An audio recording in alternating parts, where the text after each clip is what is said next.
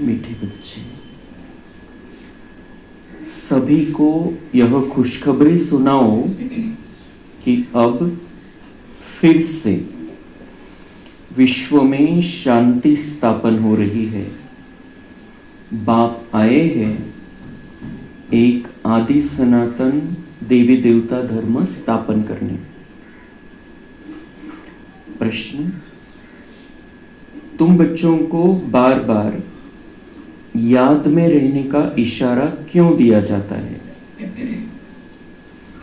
उत्तर, क्योंकि ever healthy और सदा पावन बनने के लिए है ही याद।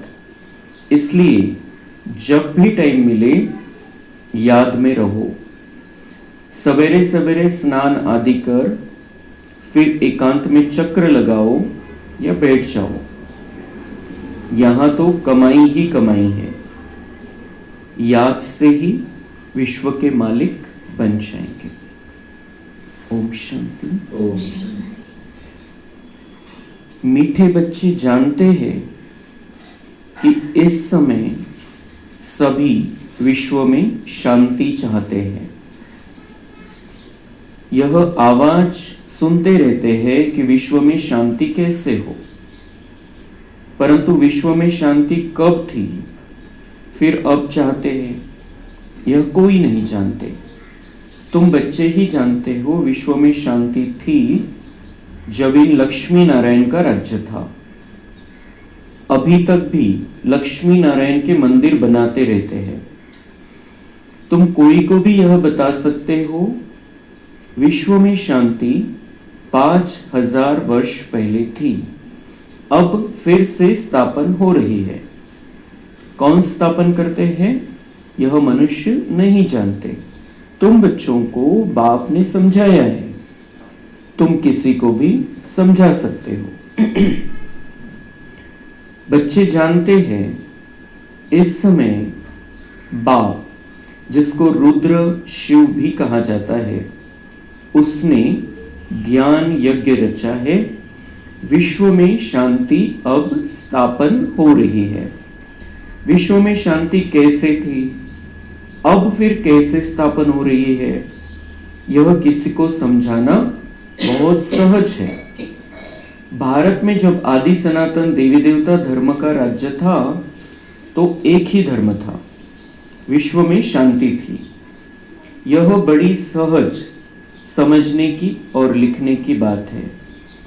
बड़े बड़े मंदिर बनाने वालों को भी तुम लिख सकते हो विश्व में शांति आज से 5000 वर्ष पहले थी जब इनका राज्य था, जिनके ही तुम मंदिर बनाते। भारत में ही इन्हों का राज्य था और कोई धर्म नहीं था। यह तो सहज है और सयानप की बात है। ड्रामा अनुसार आगे चल सब समझ जाएंगे। तुम यह खुशखबरी सबको सुना सकते हो, छपा भी सकते हो ब्यूटीफुल कार्ड पर। विश्व में शांति आज से 5000 वर्ष पहले थी जब नई दुनिया नया भारत था, लक्ष्मी नारायण का राज्य था। अब फिर से विश्व में शांति स्थापन हो रही है।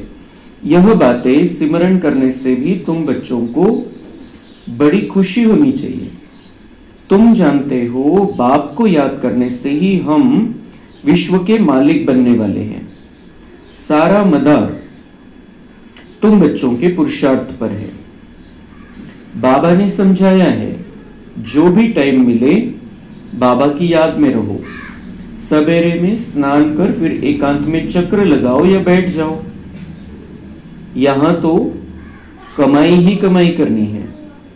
एवर हेल्दी और सदा पावन बनने के लिए ही याद है। यहाँ भल सन्यासी पवित्र है तो भी बीमार जरूर होते हैं। यह है ही रोगी दुनिया, वह है निरोगी दुनिया। यह भी तुम जानते हो। दुनिया में किसको क्या पता कि स्वर्ग में सब निरोगी होते हैं। स्वर्ग किसको कहा जाता है, कोई को पता नहीं। तुम अभी जानते हो। बाबा कहते हैं कोई भी मिले तुम समझा सकते हो। समझो कोई राजा रानी अपने को कहलाते हैं। अब राजा रानी तो कोई है नहीं, बोलो तुम अभी राजा रानी तो हो नहीं, यह बुद्धि से भी निकालना पड़े। महाराजा महारानी श्री लक्ष्मी नारायण की राजधानी तो अब स्थापन हो रही है, तो जरूर यहाँ कोई भी राजा रानी नहीं होने चाहिए। हम राजा रानी हैं यह भी भूल जाओ। ऑर्डिनरी मनुष्यों के मौफिक चलो। इन्हों के पास भी पैसे सोना आदि रहता है ना, अभी कायदे पास हो रहे हैं, ये सब ले लेंगे, फिर कॉमन मनुष्यों के मौफिक हो जाएंगे। यह भी युक्तियां रच रहे हैं। गायन भी है ना, किसकी दबी रही धूल में किसकी राजा खाए। अब राजा कोई की खाते नहीं है, राजाएं तो है नहीं, प्रजा ही प्रजा खा रही है। आजकल का राज्य बड़ा वंडरफुल है। जब बिल्कुल राजाओं का नाम निकल जाता है तो फिर राजधानी स्थापन होती है। अभी तुम जानते हो हम वहां जा रहे हैं जहां विश्व में शांति होती है ही सुखधाम, सतो प्रधान दुनिया। हम वहां जाने के लिए पुरुषार्थ कर रहे हैं। बच्चियां भपके से बैठकर समझाए, बाहर का सिर्फ आर्टिफिशियल भपका नहीं चाहिए। आजकल तो आर्टिफिशियल भी बहुत निकले हैं ना, यहाँ तो पक्के ब्रह्मा कुमार कुमारियां चाहिए। तुम ब्राह्मण ब्रह्मा बाप के साथ विश्व में शांति की स्थापना का कार्य कर रहे हो। ऐसे शांति स्थापन करने वाले बच्चे बहुत शांत चित्त और बहुत मीठे चाहिए, क्योंकि जानते हैं हम निमित्त बने हैं विश्व में शांति स्थापन करने। तो पहले हमारे में बहुत शांति चाहिए। बातचीत भी बहुत आहिस्ते आहिस्ते बड़ी रॉयल्टी से करनी चाहिए। तुम बिल्कुल गुप्त हो।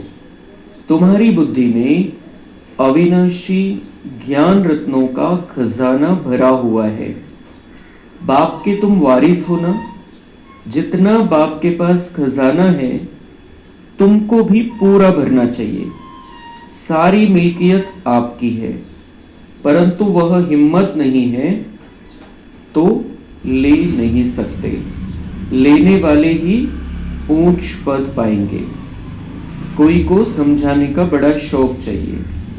हमको भारत को फिर से स्वर्ग बनाना है। धंधा आदि करते साथ में यह भी सेवा करनी है, इसलिए बाबा जल्दी जल्दी करते हैं। फिर भी होता है ड्रामा अनुसार ही। हर एक अपने टाइम पर चल रहा है। बच्चों को भी पुरुषार्थ करा रहे हैं। बच्चों को निश्चय है कि अभी बाकी थोड़ा समय है, यह हमारा अंतिम जन्म है, फिर हम स्वर्ग में होंगे। यह दुखधाम है, फिर सुखधाम हो जाएगा। बनने में टाइम तो लगता है ना। यह विनाश छोटा थोड़ी है। जैसे नया घर बनता है तो फिर नए घर की याद आती है, वह है हद की बात। उसमें कोई संबंध आदि थोड़ी बदल जाते हैं। यह तो पुरानी दुनिया ही बदलनी है। फिर जो अच्छी रीति पढ़ेंगे या राजाई कुल में आएंगे, नहीं तो प्रजा में चले जाएंगे। बच्चों को बड़ी खुशी होनी चाहिए। बाबा ने समझाया है 50-60 जन्म तुम सुख पाते हो। द्वापर में भी तुम्हारे पास बहुत धन रहता है। दुख तो बाद में होता है। राजाएं जब आपस में लड़ते हैं, फूट पड़ती है, तब दुख शुरू होता है। पहले तो अनाज आदि भी बहुत सस्ते होते हैं, फेमन आदि भी बाद में पड़ती है। तुम्हारे पास बहुत धन रहता है। सतो प्रधान से तमो प्रधान में धीरे धीरे आते हो, तो तुम बच्चों को अंदर में बहुत खुशी रहनी चाहिए। खुद को ही खुशी नहीं होगी, शांति नहीं होगी, तो वह विश्व में शांति क्या स्थापन करेंगे। बहुतों की बुद्धि में अशांति रहती है। बाप आते ही है शांति का वरदान देने। कहते हैं मुझे याद करो, तो तमोप्रधान बनने कारण जो आत्मा अशांत हो पड़ी है वह याद से सतो प्रधान शांत बन जाएगी। परंतु बच्चों से याद की मेहनत पहुंचती नहीं। याद में रहने के कारण ही फिर माया के तूफान आते हैं। याद में रहकर पूरा पावन नहीं बनेंगे तो सजा खानी पड़ेगी।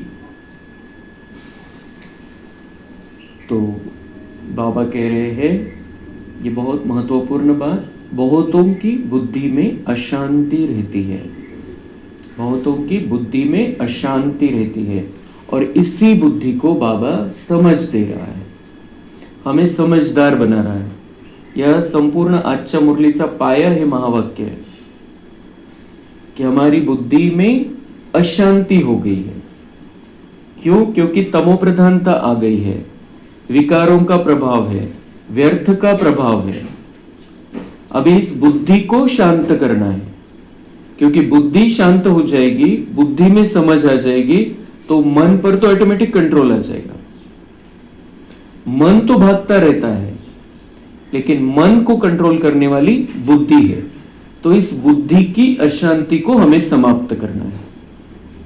जो समझ में अशांति आ गई है, जो हम समझदार आत्माएं थे, जो हमारे अंदर दिव्यता थी, वो खत्म हुई, क्योंकि बुद्धि भ्रष्ट हुई, बुद्धि में खराबी आई, और इसी बुद्धि को बाबा दिव्य बुद्धि बना रहा है। तो इस दिव्य बुद्धि के आधार से ही ये दुनिया फिर से शांति की दुनिया बनने वाली है। इतकी मोठी जबाबदारी आहे। आणि म्हणून आणि बुद्धी कशी, बुद्धीमध्ये समज कशी येईल, जितकं आपण चांगल्या प्रकारे बाबांची मुरली ऐकू। समझ मुरली इसीलिए है कि हम फिर से समझदार बन जाए। दुनिया में मुरली के बिना कोई भी देवी देवताओं जैसा, लक्ष्मी नारायण जैसा समझदार नहीं बन सकता है, और इसीलिए वो सतयुग में नहीं आ सकते। बिना मुरली सुने कोई भी सतयुग में नहीं आ सकता है। जो 33 करोड़ आत्माएं जो त्रेता में आने वाली आत्माएं हैं, जो लास्ट में आएंगे, वो मुरली सुनने वाले नहीं, इसलिए त्रेता में आएंगे, सतयुग में नहीं आ सकते हो। क्योंकि वो सतयुगी समझ कब आती है? जब हम मुरली सुनते हैं, जब हम बाबा के महावाक्य सुनते हैं, जब सीधी बात करता है बाबा हमसे। ते प्रवचन चाललेलं आहे, कीर्तन चाललेलं आहे, भजन चाललेलं आहे, कथा चाललेली आहे, सगळे ऐकताय, ते सरसकट है, और वो भी मनुष्य मनुष्य से बात करता है। यहां पर परमात्मा सीधे हम आत्माओं से बात करता है, हर एक से बात करता है, हर एक को देखता है, हर एक को जानता है। और बाबा कहता है मेरा हर एक बच्चा मुझे प्यारा है, ये लाडला बच्चा है, सिकीलधा बच्चा है, 5000 वर्ष से बिछुड़ गया था, अब आकर मिला है। तो इसलिए बाबा की अपने हर बच्चे पर नजर रहती है, जो बाबा से जुड़ गया है, जो बाबा का बन गया है। और ऐसे बच्चों की बुद्धि को बाबा फिर से सुंदर बनाता है, श्रेष्ठ बनाता है, दिव्य बनाता है। या बुद्धीमध्ये आपल्याला शांती आणायची, आणि त्यासाठी ही मुरली आणि मुरलीच्या आधाराने बाबांची आठवण, तेव्हा ती बुद्धीची क्वालिटी पुन्हा दिव्य होऊन जाईल आपली। तो फिर जब बुद्धि शांत हो जाती है, मन को हम शांत कर लेते हैं। जो मन में अनेक विचार आते रहते हैं, लेकिन बुद्धि उसको स्टॉप कर सकती है।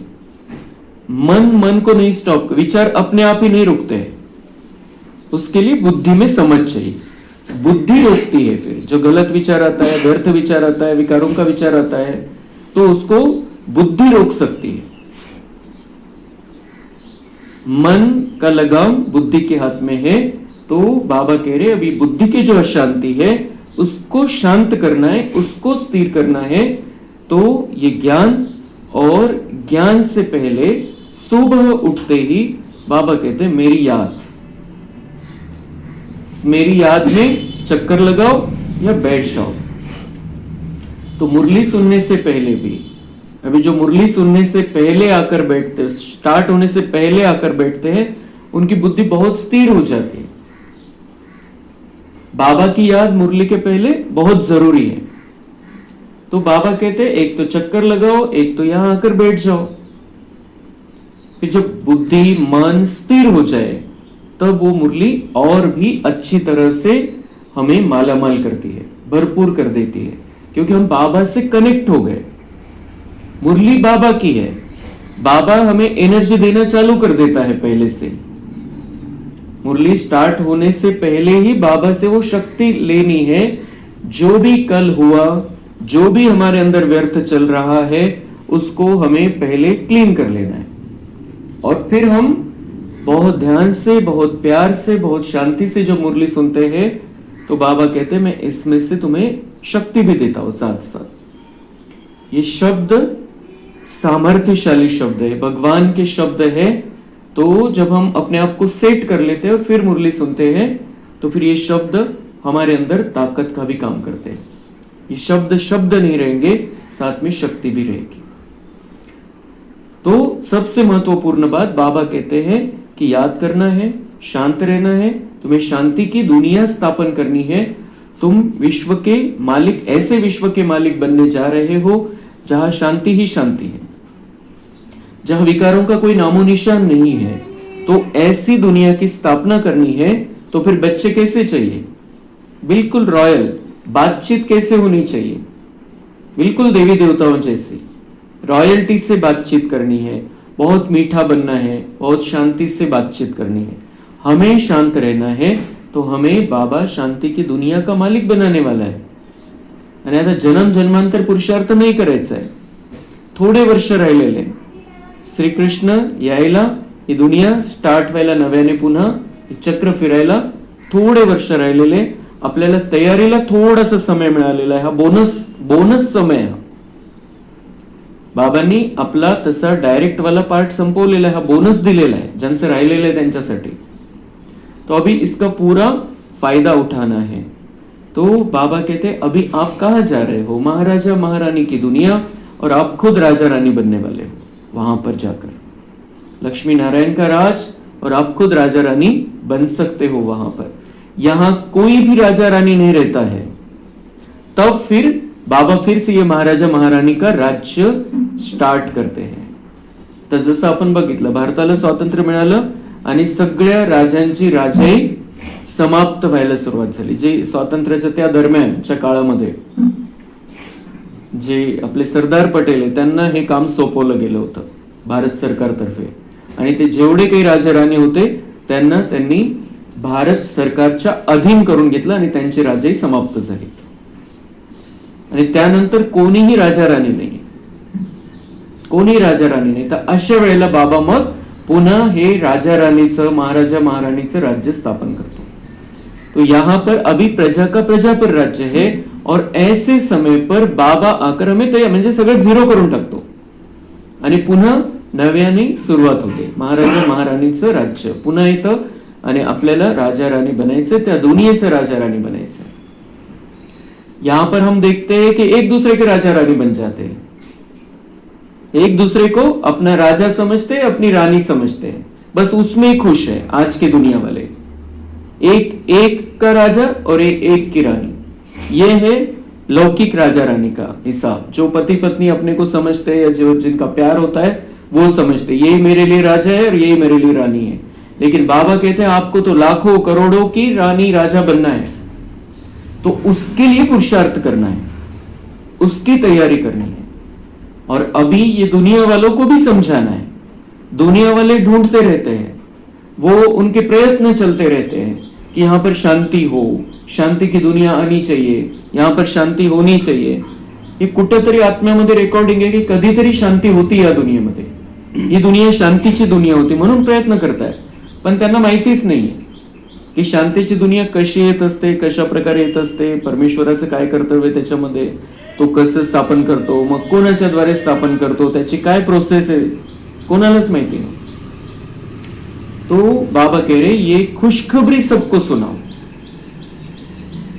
अभी विनाश का दुखद समाचार हमें नहीं सुनाना है, बाबा कहते हैं कि खुशखबरी सुनाओ सबको कि अभी शांति की दुनिया आने वाली है, प्यार की दुनिया आने वाली है, सुख की दुनिया आने वाली। ये खुशखबरी सुनाओ। अभी हम तो सुनाते ही नहीं किसी को विनाश होने वाला है, विनाश होने वाला है।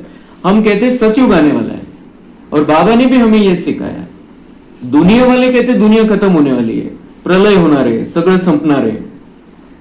लेकिन बाबा में, और वो क्या करते हैं फिर, जिन्होंने ये पक्का कर लिया कि दुनिया संपणार है, सगळं संपणार है, मग काय म्हणतात, खा प्या ऐश करून घ्या, ऐसी तैयारी है उनकी। और बाबा हमें सिखाता है ये दुनिया खत्म नहीं होने वाली है, ये चक्र चलता रहता है, और इसके बाद सतयुग शांति की दुनिया आने वाली है। तो सतयुग में रहने के लिए आप तैयारी करो, ये बाबा हमें सिखाता है। सतयुग में देवी देवता बनने के लिए तैयारी करो, वैसी पवित्रता आपके अंदर होनी चाहिए, वैसी शांती आपके अंदर होनी चाहिए, वैसी दिव्यता आपके अंदर होनी चाहिए। तर आपल्याला हे पक्का करायचंय की मला त्या शांतीच्या दुनियेमध्ये जायचंय, आणि नुसतं जायचंच नाहीये तर तिथं राज्य करायचंय, तर ती शांती माझ्यामध्ये मला आधी स्थापन करून घ्यायची। ये बिल्कुल हमारा पक्का होना चाहिए, और ऐसी ही बातें हमें दूसरों को सुनानी है कि आप भी चल सकते हो। 5000 वर्ष पहले आदि सनातन देवी देवता धर्म था, एक ही धर्म था, और महाराजा महारानी लक्ष्मी नारायण थे, उनका सारे विश्व पर, भारत पर राज्य था। अनेक राजाएं थे अलग अलग, लेकिन लक्ष्मी नारायण का राज्य था मेन, वहां पर सुख शांति थी।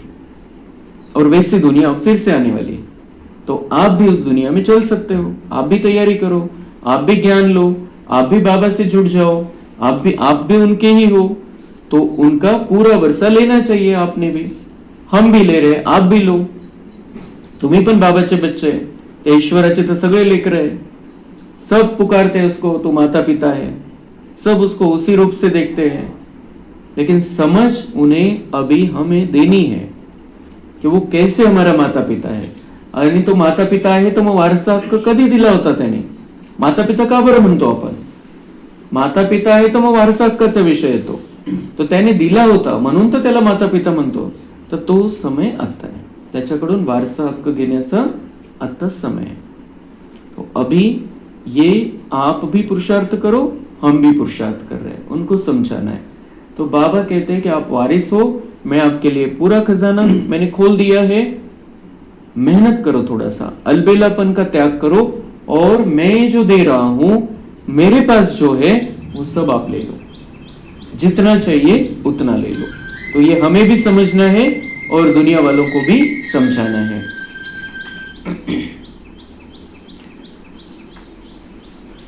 तो याद में न रहने के कारण ही फिर माया के तूफान आते हैं।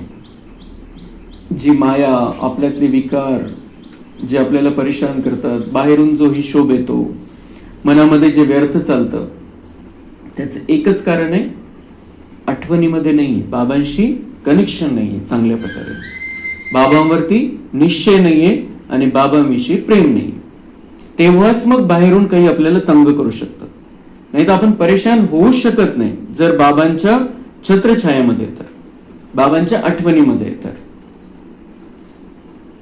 याद में रहकर पूरा पावन नहीं बनेंगे तो सजा खानी पड़ेगी। लास्ट का बाबा बता रहा है, अभी आपको चांस है, बाबा कह रहे हैं चांस है, अभी याद में रहो, पावन बन जाओ, सारे हिसाब किताब समाप्त कर दो, किसी के प्रति कुछ भी पकड़ कर रखा है सब खत्म कर दो, आप पावन बन जाओ। कोई गलत कर रहा है, कोई बुरा कर रहा है, कोई व्यर्थ चल रहा है, किसका क्या चल रहा है, आप अपने आप को सजा क्यों देते हो?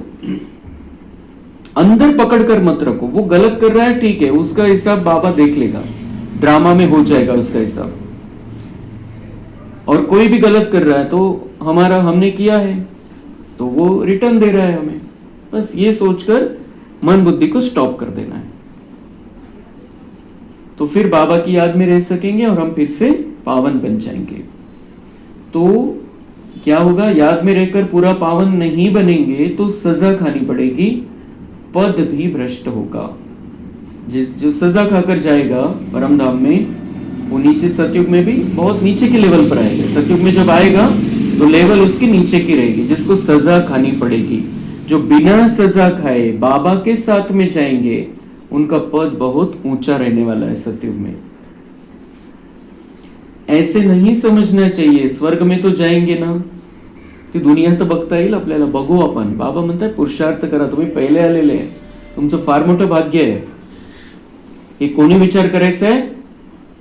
शेवटी जे विनाश काळामध्ये आले, एकदम हाकार चालू झालेल्या दुनियेमध्ये, आणि त्यांना परिचय मिळाला, तेच ज्यांना मुरलीचा चान्स नाहीये, जो बाबा के बच्चे बनकर रहे नहीं है बहुत काल, ये उन्होंने कहना है कि हम स्वर्ग में तो जाएंगे, हमारा भाग्य है, हम स्वर्ग में तो जाएंगे.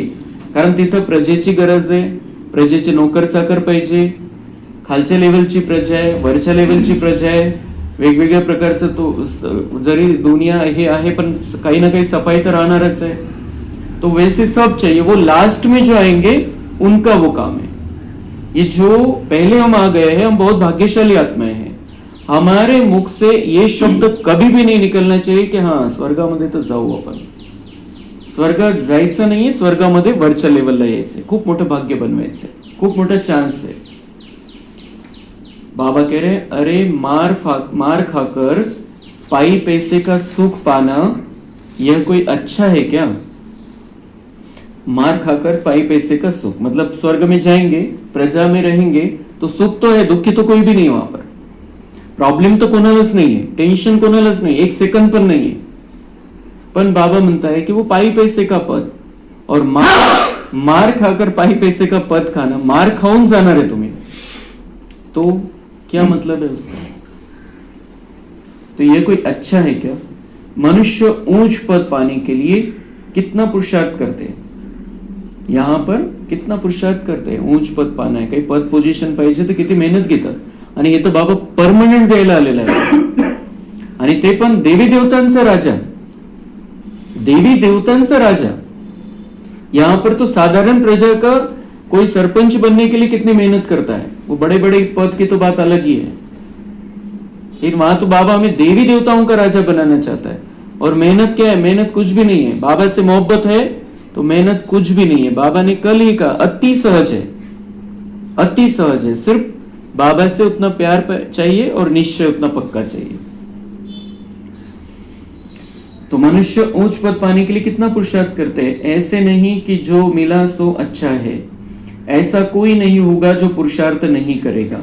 जिसको ऊंचा पद चाहिए, बाबा कह रहे हैं ऐसा कोई नहीं होगा जो पुरुषार्थ नहीं करेगा. उदाहरण कोणाचं द्यावं लागतंय बाबांना. बाबा म्हणताय भीक मांगने वाले फकीर लोग भी अपने पास पैसे इकट्ठे करते हैं, ते पण पुरुषार्थ करतात. बाबा म्हणताय भिकारी सुद्धा पुरुषार्थ करतात. पैसे के तो सभी भूखे होते हैं, पैसे से हर बात का सुख होता है. तुम बच्चे जानते हो हम बाबा से अथाह धन लेते हैं. कसं कनेक्शन बाबा जोडतो. पुरुषार्थ कम करेंगे तो धन भी कम मिलेगा. ते इथले पैसे जमा करण्यासाठी किती मेहनत घेतात भिकारी फकीर. और यहां पर बाबा कह रहे आप भी पुरुषार्थ कम करेंगे तो धन भी कम मिलेगा. सतयुग में कम मालामाल रहेंगे, कम लेवल की खुशी रहेगी, खुशी रहेगी लेकिन लेवल कम रहेगी खुशी की भी. बाप धन देते हैं ना, ये धन ही दे रहा है बाबा. अभी जो हम ले रहे हैं बाबा से, ये धन ही दे रहा है. नंतर त्याचं परिवर्तन होणार आहे. जसं लाईट आहे, इलेक्ट्रिसिटी इथे येतेय, मध्ये येतेय, इथपर्यंत आलेली आहे, पण मग ते त्या लाईटनी फॅन पण चालतोय, लाईट पण चालते.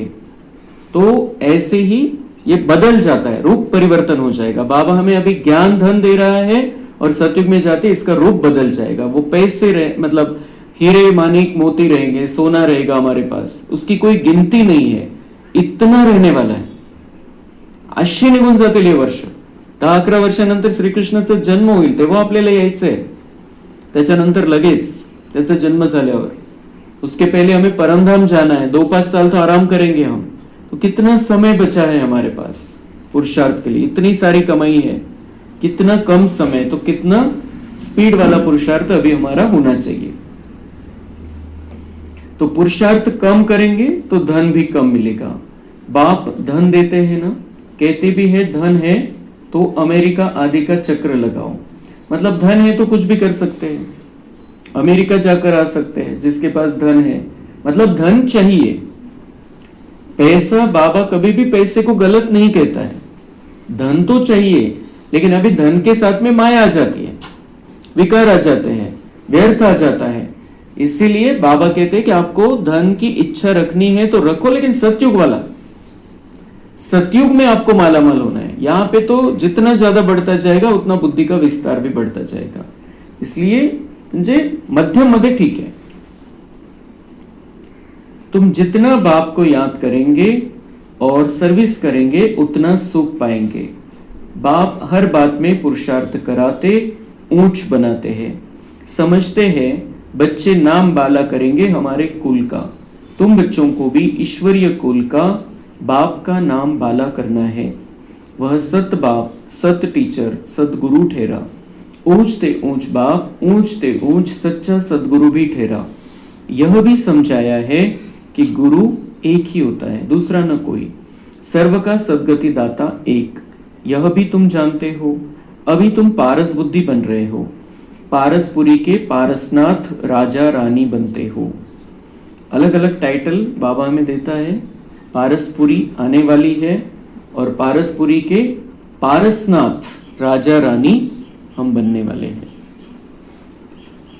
कितनी सहज बात है, कितनी सहज बात है।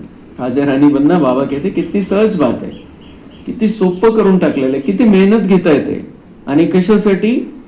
आत्मा परमात्मामध्ये लीन होऊन जाण्यासाठी, म्हणजे स्वतःला संपवून टाकण्यासाठी किती मेहनत चाललेली भक्तीमध्ये, किती हटयोग चाललेला आहे। आणि बाबा म्हणता मैं तो आपको राजा रानी बनाना चाहता हूं। आपका जीवन सुख शांति प्रेम आनंद, सच्चे सुख शांति प्रेम आनंद से भरपूर हो, इसके लिए मैं तैयारी करवा रहा हूं आपसे। कितना सहज है राजा रानी बनना, कितना सहज है। भारत गोल्डन एजेड था, विश्व में शांति कैसे थी यह तुम इस लक्ष्मी नारायण के चित्र पर समझा सकते हो। स्वर्ग में शांति थी, अभी है नरक, इनमें अशांति है। स्वर्ग में यह लक्ष्मी नारायण रहते हैं ना। श्री कृष्ण को लॉर्ड कृष्णा भी कहते हैं, श्री कृष्ण भगवान भी कहते हैं। अब लॉर्ड तो बहुत हैं, जिसके पास लैंड यानी जमीन जास्ती होती है उनको भी कहते हैं लैंड लॉर्ड। श्री कृष्ण तो विश्व का प्रिंस था, जिस विश्व में शांति थी यह भी किसको पता नहीं। राधे कृष्ण ही लक्ष्मी नारायण बनते हैं। भारत पारसपुरी था, अभी है पत्थरपुरी, तो सभी पत्थर न ठहरे ना। भारत पारसपुरी था, अभी पत्थरपुरी बन गया, पत्थरों की दुनिया बन गई, पत्थर बन गए सब, दगड झालेले सगळे, म्हणजे सोप्या मराठीत सांगायचं तो बाबा इसी बुद्धी को पारस बुद्धी बनवत आहे। जी दगडासारखी बुद्धी झालेली आहे त्याला पुन्हा पारस बुद्धी बाबा बनवतोय आणि आपल्याला पारसनाथ बनवायला आलेला आहे। तुम बच्चे इस 84 के चक्र को भी जानते हो।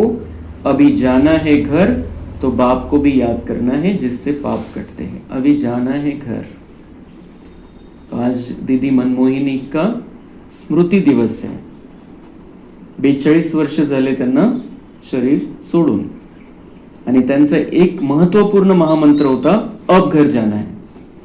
तो बाबा उनको याद तो करेंगे ही मुरली में, वो शब्द तो आएगा ही। उनका महत्वपूर्ण शब्द था, सबको सिखाती थी, समझाती थी, अब घर जाना है। दीदी मनमोहिनी म्हणजे बाबांनी इशारा इशाऱ्यामध्ये त्यांचा पार्ट सांगितलेला आहे, डायरेक्ट पण सांगितलेलं आहे। जसं आपण मानू शकतो की श्रीकृष्णाला ती जन्म देणार आहे। दीदी मनमोहिनी श्रीकृष्णाची आई, आणि विश्वकिशोर दादा जे होते त्यांना बाबांनी इशाऱ्यामध्ये सांगितलेले ये पिता बनेंगे श्री कृष्ण के। तो ऐसी मनमोहिनी दीदी का आज स्मृति दिवस है। बहुत सुंदर फिल्म हमने कल शाम में भी देखी, और आज उनके बारे में अलग अलग अनुभव सुनेंगे। बहुत सुंदर अनुभव है, वो उन्होंने क्या किया, वो कैसी थी, वो सारा हम अपने अंदर धारण करेंगे।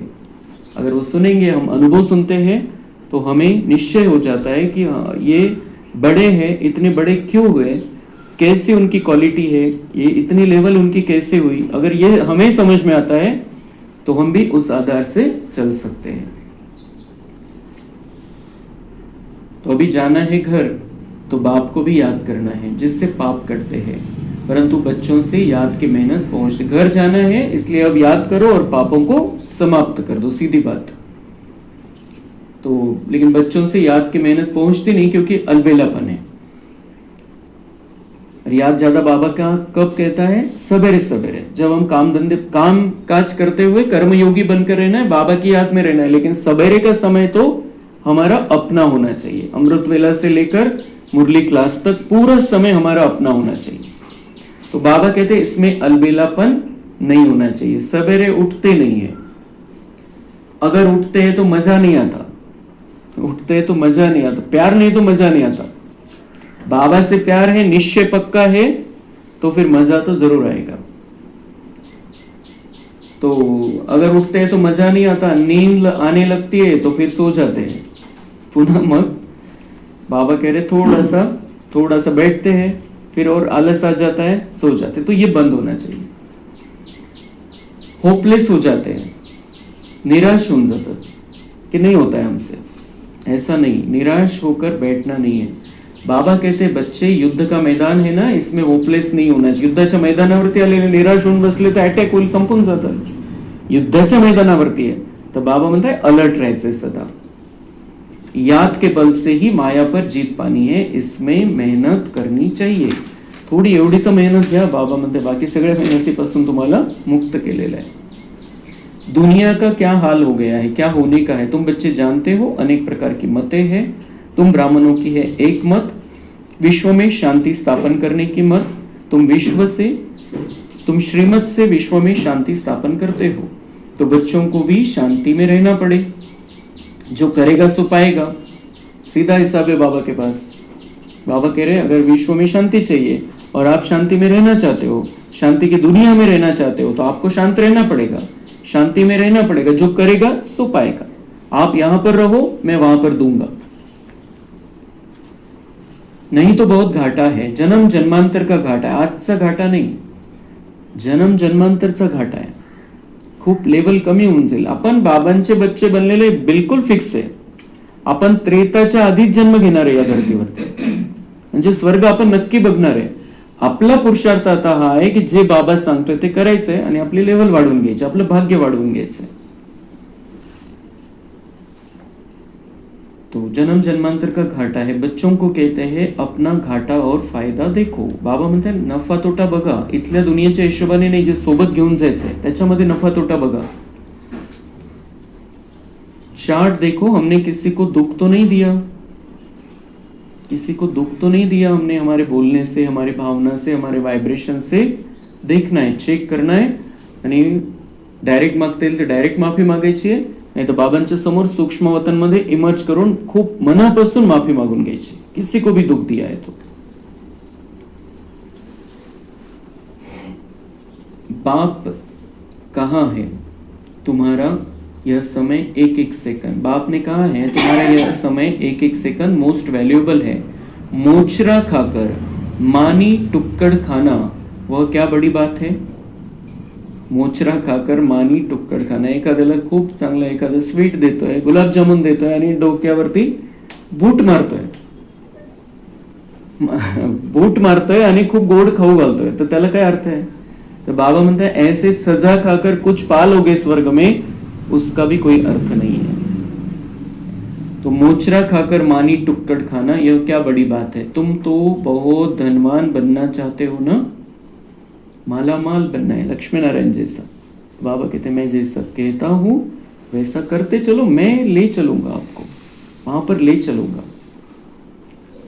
सबको पैगाम देते जाओ, चुप करके नहीं बैठो, चुप करके नहीं बैठो। सबको संदेश सुनाना है, सबको। हमारे जो रिश्तेदार हैं, जो हमारे घर वाले हैं, सबको ये संदेश बहुत प्यार से सुनाना, फिर दूर दूर तक सारे विश्व में भी सुनाना है। लेकिन हमारे जितने भी रिश्तेदार हैं, एक भी वंचित नहीं रहना चाहिए।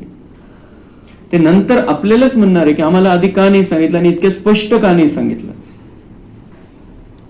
तो बाबा कहते बैठ नहीं जाना है, चुप करके सबको पैगाम देते जाओ। ट्रेन में भी तुम समझाकर लिटरेचर दे दो। फिर कुठं प्रवास करतोय तिथं सुद्धा बाबा म्हणते तुमच्याकडे पॉम्पलेट ठेवा, संदेश ठेवा आणि देत चला। बोलो यह करोड़ों की मिल्कियत है। लक्ष्मी नारायण का भारत में जब राज्य था तो विश्व में शांति थी। अब बाप फिर से यह राजधानी स्थापन करने आए हैं, तुम बाप को याद करो तो विकर्म विनाश हो और विश्व में शांति हो। ये संदेश सबको देना है। अच्छा, मीठे मीठे सिक्के लदे बच्चों प्रति माता पिता बाप दादा का याद प्यार और गुड मॉर्निंग। रूहानी बाप की रूहानी बच्चों को नमस्ते।